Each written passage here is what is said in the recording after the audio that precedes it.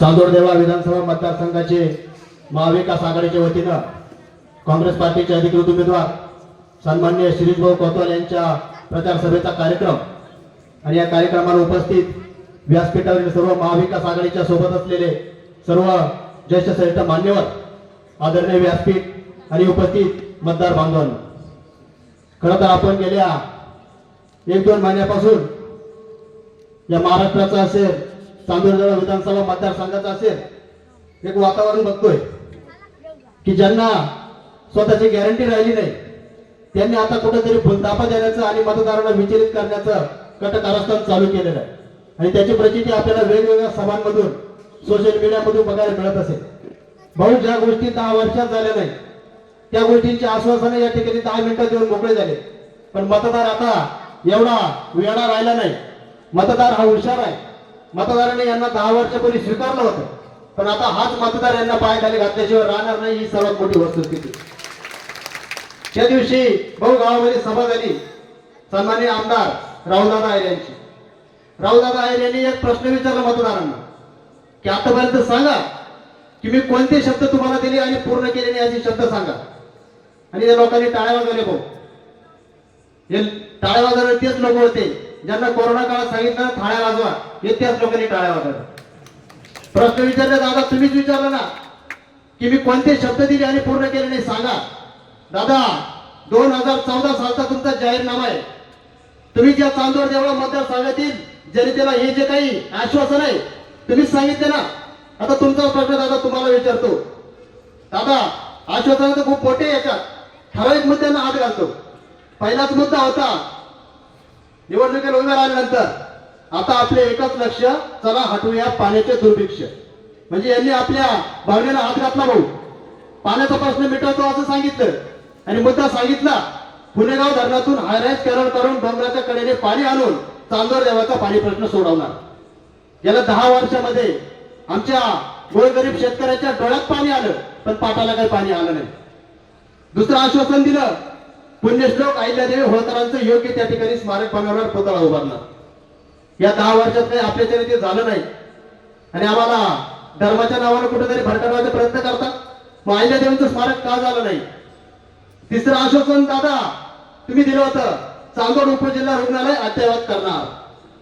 गेल्या 3 वर्षापूर्वीची परिस्थिती जर आपण बघितली तर एक व्हिडिओ आपल्या मोबाईलवर त्या ठिकाणी येत असेल. मला आता आंतरराष्ट्रीय न्यूज चॅनलने त्या व्हिडिओची दखल घेतली होती. चांदोरदेवा मतदारसंघाचे आमदार हे स्वतः डॉक्टर आहेत. त्या जो चांदोरदेवा मतदारसंघाच्या दिंडोरी लोकसभा मतदारसंघामध्ये येतो त्या दिंडोरी लोकसभेचे खासदार सुद्धा डॉक्टर, नवे केंद्रीय आरोग्य राज्यमंत्री, भारतीय जनता पार्टीचं सरकार केंद्रातही राज्यात, हे 2 जण डॉक्टर. आणि भाऊ, वाईट वाटतं की आपल्या चांदोडच्या उपजिल्हा रुग्णालयाच्या दारात वन्याच्या एका गोरगरीब त्या रुग्णाने त्या ठिकाणी जीव सोडला. रुग्णालयाच्या दरवाजाला गेटला कुलूप लावलेली होती आणि तो माणूस दाराच्या तोंडी तडफडून मरण पावला. मग तुम्ही काय म्हणता, चांदोड उपजिल्हा रुग्णालय अद्ययावत करणार? हा विरोधाभास नाही दिसत का आपल्याला? तुम्ही स्वतः डॉक्टर आहे, मग तुम्हाला काळजी नाही का? चला, तुम्हाला त्या गोष्टीचं ज्ञान नाही म्हटल्यावर ठीक आहे ना, डॉक्टरला तर कळलं पाहिजे ना आपल्या मतदारसंघाचा दवाखाना कसा पाहिजे. पाणी प्रश्न सुटला नाही, अहिल्यादेवींचं स्मारक झालं नाही, रुग्णालय त्या ठिकाणी अजूनही रुग्णालयाची अवस्था वाईट आहे. परत एक आश्वासन तुम्ही दिलं होतं, कांदा व इतर शेतीमालाला हमीभाव मिळवून देण्यासाठी प्रयत्न करणार. आता कांद्याची अवस्था 2 वर्षापूर्वी काय झाली आपल्याला वेगळं सांगायला नको. टोमॅटोची अवस्था काय झाली हे वेगळं सांगायला नको.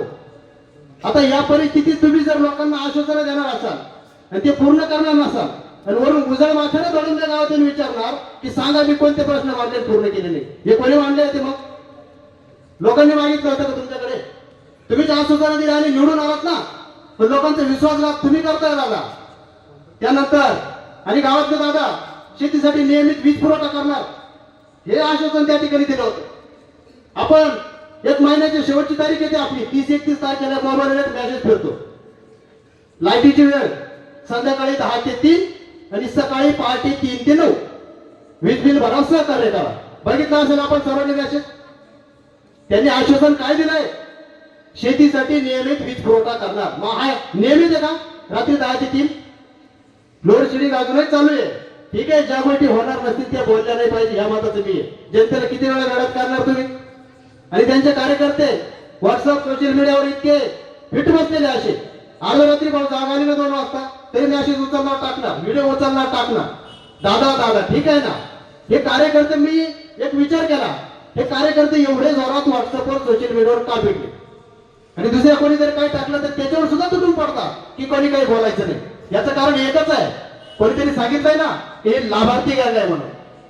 आता लाभार्थी त्यांचे वैयक्तिक काय स्वार्थ मी सांगतो, त्यांनी वैयक्तिक काय स्वार्थ साधला असेल तर त्यांचा प्रश्न आहे, पण तुमच्या आजच्या ताटातलं हिसकावून जर त्यांनी स्वार्थ साधला असेल तर ही सगळ्यात चुकीची गोष्ट आहे.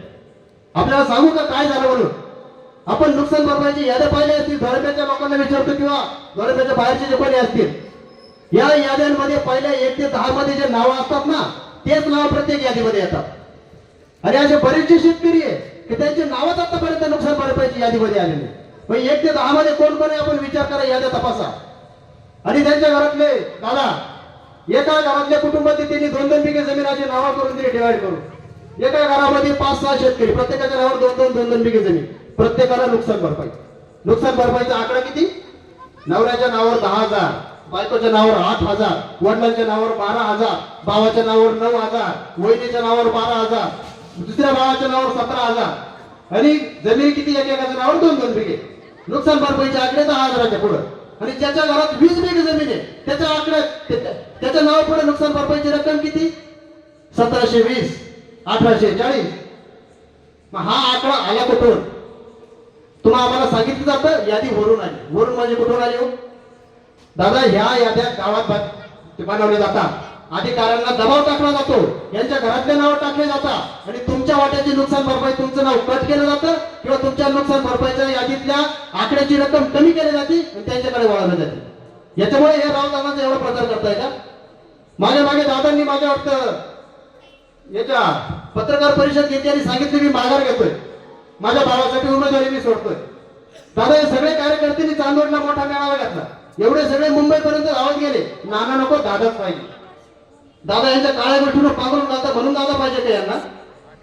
तुम्ही लोकांच्या थाटाचं हिसकावून खाऊ नका, चुकीचा कारभार करू नका. आणि दादा निवडणूक झाल्यानंतर या गोष्टीचा आपल्याला चोख मोक्ष लावावा लागणार आहे.